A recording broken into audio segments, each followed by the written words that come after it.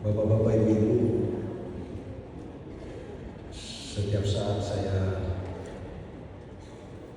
selalu mengatakan dalam ajang pengukuhan bahwa bila mana dalam suatu tempat kita menyaksikan ada orang tertawa dan ada yang menangis secara bersamaan, maka di situ sedang terjadi puncak kebahagiaan. Dan yang lebih menariknya lagi, saya melihat Prof. Abdullah sambil tertawa dia menangis. Betapa bahagianya Prof. Abdullah pada hari ini. Itu baru pembuka ya Prof. Abdullah ya. Baik, Assalamualaikum warahmatullahi wabarakatuh. Bismillahirrahmanirrahim. Alhamdulillahirabbil alamin. Wassalatu wassalamu ala asyrofil anbiya'i wal mursalin sayyidina Muhammadin wa ala alihi washabbihi ajma'in. Amma ba'd. Yang kami hormati Bapak Ketua Senat, Sekretaris Senat dan seluruh anggota Senat di alam di Makassar, dan di dalamnya terdapat anggota Senat ex officio, para wakil rektor, para dekan, dan direktur pasca sarjana. Yang kami hormati Bapak Ketua Dewan Guru Besar, Sekretaris dan seluruh guru besar di alam di Makassar. Jumlah guru besar di alam di Makassar itu terbesar kedua dari UIN se-Indonesia. Yang pertama di UIN Jakarta dan sekarang yang kedua adalah UIN Alauddin. Di sini ada guru kita Profesor Anwar Asep, Ketua BW Muhammadiyah Sulawesi Selatan, dan juga Pak Prof. Khalid, guru besar senior Ketua MUI Sulawesi Selatan, Profesor Arifudin Ahmad, ini Ketua Komisi MUI Kota Makassar, ini tokoh-tokoh kita semua, dan para guru besar tokoh yang saya tentunya tidak bisa sebutkan satu-satu. Bapak Kepala Biro AUPK yang saya hormati, para dosen dan tenaga kependidikan yang kami hormati, ketua dan anggota DWP, khususnya ketua DWP UIN Alauddin Makassar. Ya, tepuk tangan dulu untuk ketua DWP. Misalnya saya lulus, kenapa pindah ke sana ya? Saya kapan saya lihat karena lulus. Ini ada pengaturan baru ini Bu Ketua DWP. Apresiasi khusus kepada para guru besar yang hadir dari perguruan tinggi. Dan tadi Prof. Darmawan, ada Pak Prof. Doktor, ada Gurunda Profesor Rahim Yunus, ada sahabat saya Dr. Usman Monta, Pak Dr. Yonris, Pak Dr. Zuri, dan tokoh-tokoh lain yang saya tidak sebutkan namanya satu persatu. Yang kami hormati para komunitas yang hadir pada acara pengukuhan ini. Komunitas Pau-Pau tadi hampir kosong ini, yang perumahan Pau-Pau hadir di sini. Ini apa namanya, supporternya Prof. Abdullah dan Prof. Tasmi juga. Ya, komunitas Asalia ini supporternya Profesor Darmawati. Semua yang hadir tanpa kecuali yang saya hormati. Seperti biasanya, saya lebih awal merespon ketika pidato secara singkat. Setelah itu menawarkan sedikit perenungan untuk guru besar yang dikukuhkan, dan yang terakhir adalah komentar ringan untuk pidato serba serbilah untuk para ketiga guru besar. Profesor Darmawati, topiknya sangat menarik. Sakinah di era digital. Ya, seharusnya supaya tidak salah paham orang, tidak menjadi nama orang. Bagusnya nanti orang bilang Sakinah siapa ya yang dibahas itu. Bagusnya itu program Darmawati menjadi Sakinah ya di era digital. Strategi fikih menjaga keutuhan keluarga. Ini luar biasa dalam kebutuhan kita semua. Prof. Darmawati, saya mengikuti pidatonya itu menarik. membicarakan kasus. Tetapi yang menurut saya perlu dielaborasi lebih jauh adalah strategi untuk kita menjaga keharmonisan. Apalagi judulnya adalah strategi Profesor Darmawati. Strategi itu adalah poin-poin, bukan sekedar norma Profesor Darmawati. Profesor Darmawati lebih banyak berbicara tentang norma, padahal kita sebenarnya menunggu strategi. Kita apakan sosial media itu ketika kita ada di rumah bersama keluarga? Dibukakah? Berapa lamakah kita buka? Aturlah itu dengan fikih keluarga. Dan ketika kita bangun, Profesor Darmawati, diapakan itu media sosial? Karena kalau gagal mengelaborasi itu program, maka ajaran-ajaran TikTok di media sosial itu bisa lebih berharga dari pidato perusahaan.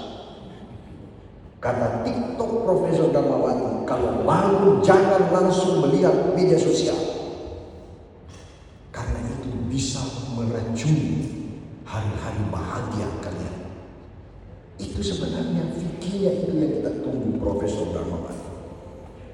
Mungkin pada pidato berikutnya bisa dielaborasi lebih jauh tentang strategi untuk kita bisa mengontrol pengaruh digital media sosial.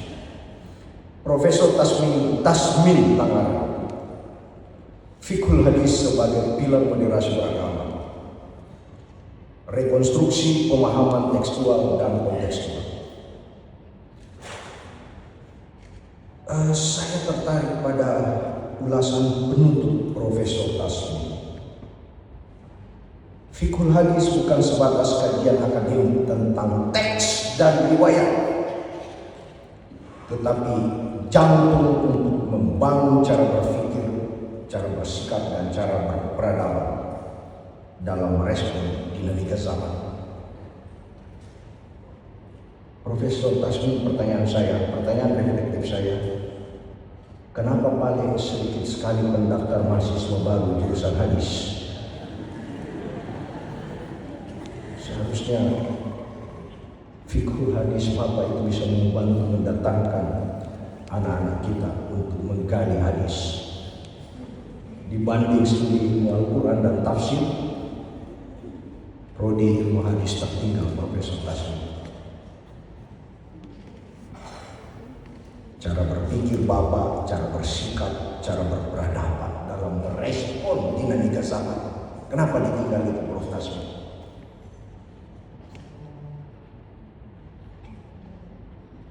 Jawab saya Prof. Tasmin. Nanti dijawab, nanti kita diskusi. Yang berikutnya saya berdiskusi dengan Profesor Arifudin Ahmad, salah satu pakar senior hadis di UIN Al-Albi. Dan saya juga bertanya pada teman-teman yang lebih paham. Apakah Prof. Tasmin bisa disebut guru besar hadis, guru besar fikih, guru besar pemikiran, atau guru besar pemikiran Islam? Jadi terjadi percampuran keilmuan yang ada dalam kajian Prof. Tasmin. Prof. Arifudin melihatnya lebih kepada pemikiran hadis. Saya kira percampuran keempat aspek ini bisa dilihat lebih jauh dengan keilmuan Prof. Tasmin. Jadi sangat menarik. Yang ketiga, Profesor Abdullah, tahun sebagai world view, teologi cinta dalam kehidupan sosial. Siapa yang bisa menghitung para hadirin, termasuk para anggota senat, berapa kali Profesor Abdullah menyebut kata cinta? Luar biasa. Mudah-mudahan kata-kata cinta yang dilontarkan Prof. Abdullah simetris dengan caranya berperilaku tentang cinta. Ya, mudah-mudahan. Dan beliau adalah guru besar tentang cinta. Yang menarik Prof. Abdullah, tauhid sebagai driving force bagi cinta. Namun yang tidak kelihatan pada pidato Profesor Abdul adalah bagaimana distorsi persepsi cinta itu terjadi. Ada itu Profesor Abdul. Iya. Seharusnya itu yang kita ingin dengar, bagaimana distorsi, penyelewengan pemaknaan cinta itu Profesor Abdul. Bapak tidak mengulas itu. Menarik sekiranya kita bisa melihat poin-poin distorsi. Profesor Abdullah selalu menerjemahkan bagaimana tauhid cinta itu mengejawantkan dalam setiap hal. Betul Prof Abdullah? Oke. Bagaimana kalau saya mengatakan dan membaca seperti ini? Apakah Prof Abdullah setuju? Ketika seorang suami takut pada istrinya, apakah itu buah dari ketakutan pada Sang Pencipta? Karena istri adalah pengejawantahan dari Sang Pencipta itu sendiri. Benar. Berarti kita sudah bisa melawan kata-katanya Ustaz Asad Latif ya. Saya belum tidak hanya Bapak hadirkan pada kesempatan seperti ini. Yang berikutnya secara singkat saya menyampaikan perenungan dari momentum penghukuman yang sangat menginspirasi pada hari ini. Para hadirin, khususnya para guru besar,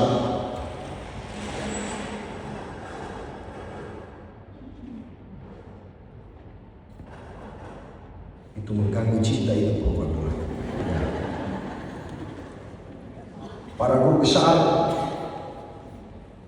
lebih khusus lagi ketika guru besar yang dikukuhkan, termasuk saya sebagai guru besar. Prof. Tasmin, Prof. Darmawati, Prof. Abdullah. Ketika kita sudah menjadi guru besar, maka kita harus bergeser bukan sekedar menjadi guru pengetahuan, tetapi kita harus menjadi guru kebijaksanaan.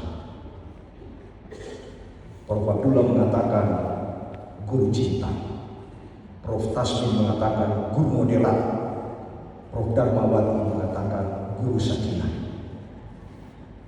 Itu adalah pengejawantahan guru kebijaksanaan. Menjadi guru besar sebagai guru kebijaksanaan berbeda dengan guru pengetahuan pada ketiga guru besar. Kalau guru pengetahuan ingin menyampaikan pengetahuan sebanyak-banyaknya, sementara guru kebijaksanaan dia tahu kapan menyampaikan pengetahuan itu, bagaimana seharusnya menyampaikan, dan apakah pengetahuan itu perlu disampaikan atau tidak. Itu adalah guru kebijaksanaan. Ketika guru besar dalam kaitan dengan guru kebijaksanaan ini, izinkan saya membentangkan sebuah ilustrasi. Dalam sebuah kereta, saya baru-baru menyampaikan cerita ini di sebuah forum. Sebuah kereta, berhadapanlah seorang profesor atau guru besar dengan seorang yang lain. Duduk berhadapan, kereta yang sedang jalan. Taruhlah dari sini sudah ada kereta juga dari Parepare ke Maros. Kan kereta itu berhadapan orang. Yang terpelajar profesor ini mengamati orang yang duduk di depannya, berjam duduk diam. Profesor ini ingin memecah kebukuan. Dia mengatakan, "Dari mana Pak?" Orang itu menjawab, "Saya dari sini." Terus dia bertanya, "Apa kegiatan tak? Pekerjaan tak?" Dan "Saya hanya pekerja kebun." "Kerja kebunnya orang?" Dia bilang, "Bukan, kebun sendiri, luas, sempit saja Pak, kecil, hanya untuk memenuhi kebutuhan hidup." "Bapak," dia bilang, "saya seorang guru besar di perguruan tinggi." Loh, luar biasa, profesor. Berbincang, lalu profesor itu mengatakan supaya kita memaknai perjalanan kita, bagaimana Sambil kita berada di dalam kereta, kita tebak-tebakan tentang ilmu pengetahuan. Lalu tukang kebun itu mengatakan, jangan nih Pak, saya hanya tukang kebun. Bapak profesor, tidak mungkin saya bisa melawan tebak-tebakan pengetahuan. Dia bilang, tidak apa-apa, ayo kita coba. Tidak usah Pak, tidak usah. Lalu profesor itu mengatakan, atau begini Pak, kalau Bapak tidak menjawab pertanyaan tebak-tebakan saya, pertanyaan saya, Bapak kasih saya 100.000. Lalu kalau Bapak bertanya kepada saya tidak bisa jawab, saya kasih 1 juta. Lalu tukang kebun itu berpikir, iya bagus juga. Boleh tidak Pak? Bilang baik, saya yang mulai, kata profesor. Pertanyaan saya kepada Bapak, berapa kilometer jarak dari bumi ke bulan? Dia bilang, tidak tahu Kak. Langsung profesor itu minta 100.000. Kasihlah 100.000. Bertanya itu Bapak itu, berapa memang jaraknya Pak? Langsung profesor itu mengatakan 384.400 kilometer jarak dari bumi ke bulan. Luar biasa. Yang bilang 100. Terus profesor itu mengatakan, Bapak lagi bertanya pada saya. Setelah dia berpikir agak lama, lalu tukang kebun itu bertanya, pertanyaan saya Pak begini, binatang apakah itu kalau dia mendaki kakinya 3 dan kalau turun dari pendakian kakinya jadi 4? Wah, pusing profesor. Barusan saya mendengar pertanyaan seperti ini. Silakan berpikir. Tunggu sebentar. Setelah lama dibilang menyerah. Langsung Bapak tukang kebun itu minta 1 juta. Dia keluarkan banyak 1 juta. Setelah dia bayar, profesor itu bertanya, saya penasaran binatang apakah itu Pak? Lalu tukang kebun itu dengan tenang mengeluarkan lagi banyak 100.000. Maaf, saya juga tidak tahu. Jadi hadirin, profesor kalah berapa? Kalah berapa sama profesor? 800.000. Hadirin, untuk ketiga guru besar dan untuk saya, inilah contoh guru besar yang bukan guru kebijaksanaan. Dia sangat mengandalkan dirinya, kehematannya. Tiga guru besar, dia tidak hanya kehilangan 800.000, tapi sejatinya dia kehilangan jati diri di depan seorang tukang kebun. Prof. Tasmi, Prof. Abdullah, Prof. Darmawati yang memang melakukan hal seperti ini.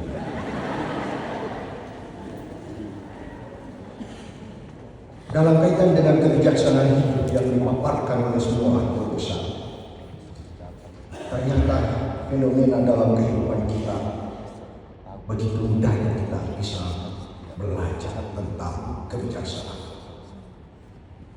Saya membawa alat peraga prinsip. Hadirin, ketiga guru besar, Prof. Abdullah, Prof. Tasmi, masih ingat ini prinsip Prof. Darmawati? Filosofi pensil ini seperti hidup kita. Ujungnya dipakai menulis, kita menulis kehidupan. Kalau ada yang salah, kita balik, kita hapus. Ibu-ibu, bapak-bapak, masih ingat? Inilah hidup. Hidup sejatinya seperti pensil. Di suatu waktu, hadirin, para ketiga guru besar dalam hidup kita, ternyata kita mengalami kepatahan. Patah hidup kita. Kita jatuh. Kita sedih. Kita gelisah. Kita tidak mencapai sesuatu. Usulan guru besar kita terhambat. Kita merana. Itulah hidup. Patah seperti pensil. Tapi ternyata sebagai guru kebijaksanaan dalam kehidupan, di tengah kepatahan dan kejatuhan itu, begitu banyak ruang yang bisa tercipta wahai ketiga guru besar. Apa yang dilakukan ketiga guru besar? Siapa yang bisa jawab?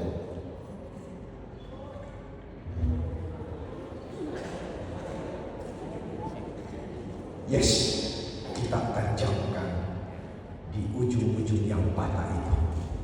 Ada namanya menajam. Apalagi namanya ini? Iya, pasti kita ingat. Kundru. Ya, banyak.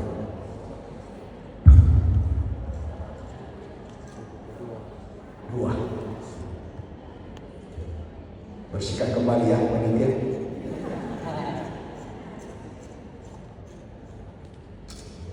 Akhirnya saya memiliki 3 ujung yang bisa saya pakai untuk menulis kehidupan yang tadinya sudah patah. Tepuk tangan dulu semua. 1, 2, 3, dan saya masih tidak menghapus. Peragaan saya ini dari semua yang hadir pasti bisa memahaminya dengan baik, karena kita pernah melakukan ini waktu kecil. Kita menulis dengan pensil. Kalau ada yang salah, kita menghapusnya begitu mudah.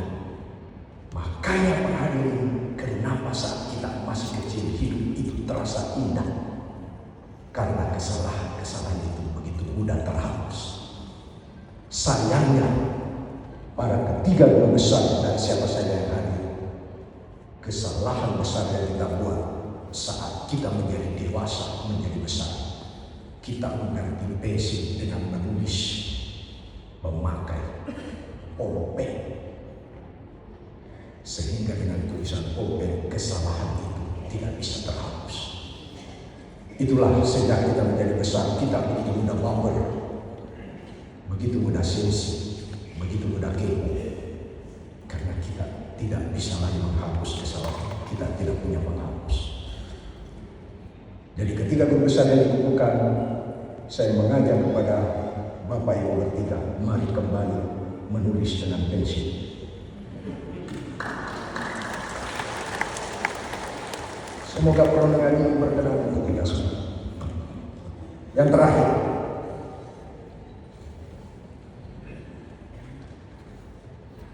catatan ringan bagi ketiga guru besar. Komentarnya. Yang pertama, Profesor Darmawati, saya tergugah ketika saudari menyampaikan terima kasih kepada suaminya almarhum. Sebuah bukti kecintaan yang Darmawati persembahkan, bukti kesetiaan yang tidak pernah bergeser. Meskipun suaminya sudah pindah ke dunia lain, tetapi hatinya Profesor Darmawati tidak pernah bergeser. Tapi ada kesalahan pernyataan yang Prof. Darmawati sampaikan. Wahai suamiku tercinta, meskipun kamu tidak bisa menyaksikan saya, salah Prof. Darmawati. Suaminya sedang menyaksikan kita sekarang. Pencapaian Prof. Darmawati disaksikan dengan roh suaminya yang ada di sekitar kita sekarang. Tidak mungkin suaminya dengan rohnya tidak melakukan itu, karena saya tahu keunggulan moral akhlak pribadi Profesor Darmawati. Pasti suaminya akan selalu setia di dunia yang lain. Berbeda dengan cerita yang lain Profesor Darmawati. Ini cerita orang teman saya. Seorang suami yang meninggal duluan dari istrinya, dikuburlah. Setelah dia dikubur 10 tahun kemudian istrinya meninggal, dikubur bersama. Tapi konon apa yang terjadi di kuburan, dilihatlah mengeluh suaminya. Awe, kenapa kau datang lagi? Sudah 10 tahun makan tanah di sini. Itu tentunya bukan suami sekaliber suaminya Profesor Darmawati. Profesor Tasmin, Ucapan terima kasih kepada istri tercinta. Mana Ibu Lutfia? Inilah yang terpanjang yang pernah saya dapat selama perhubungan. Ibu Lutfia, saya menduga Profesor Tasmi sengaja mengumpul kata-kata indahnya untuk ibu. Dan jangan-jangan dia tidak pernah melakukan itu selama 2 tahun. Dia menunggu momen perempuan berusaha. Tapi hati-hati ke Ibu Lutfia. Tolong disaring itu. Saya kasih contoh.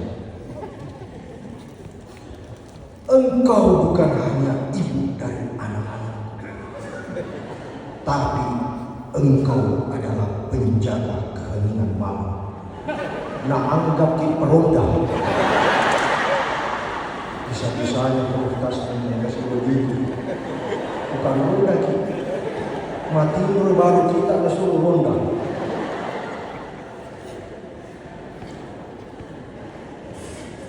Ada lagi Ibu Lutfia. Istri, jika aku harus menghitung seluruh kebaikanmu, niscaya jari-jariku tak akan cukup. Nah, tidak menghitung memang dipakai jari-jari oleh sekarang. Ada kalkulator. Maboti sebenarnya protasi itu.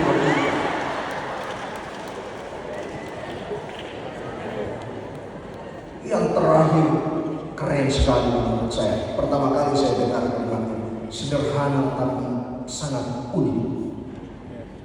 Tapi hati-hati Ibu Lutfia. Terima kasih karena tetap memilihku setiap hari. Kata setiap hari. Seharusnya Ibu Lutfia menjawab, karena tidak ada pilihan yang lain. Gitu ya Prof. Saya tahu jangan bikin menghindar Prof. Terakhir Profesor Abdullah. Profesor ini luar biasa ini. Saya memilih 2 ya. Kata-kata penghargaan untuk saya selaku rektor dan kata-kata penghargaan untuk istri tercintanya. Kata penghargaannya untuk saya harus selektif, tidak menerima begitu saja. Coba kita dengar. Setiap kebijakan terselip kepedulian yang tulus, dan setiap sambutan terdengar semangat yang membakar jiwa. Padahal sebenarnya saya mau bilang, itu untuk jiwa yang tenang, bukan jiwa yang kejiri-jiri.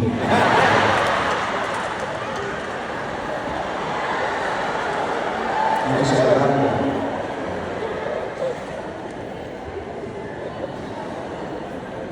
Saya lanjut. Prof. Abdullah disimak. Untuk saya, masih untuk saya. Kami adalah bagian dari tanah yang engkau rawat dalam hatiku, tapi kamu adalah tanah gersang. Oh, sudah tumbuh gara-gara gersang sekali tanah. Dan terakhir untuk saya, indah sekali saya bilang, belum pernah saya menerima dari penghargaan kata-kata indah dari para besar sebelumnya. Tapi tidak percaya sebenarnya. Kami adalah pohon-pohon muda yang engkau sirami dengan ilmu. Prof. Abdullah berkaca, siapa bilang kita muda? Oh, amat itu Prof. Abdullah. Bilang kita pohon-pohon muda.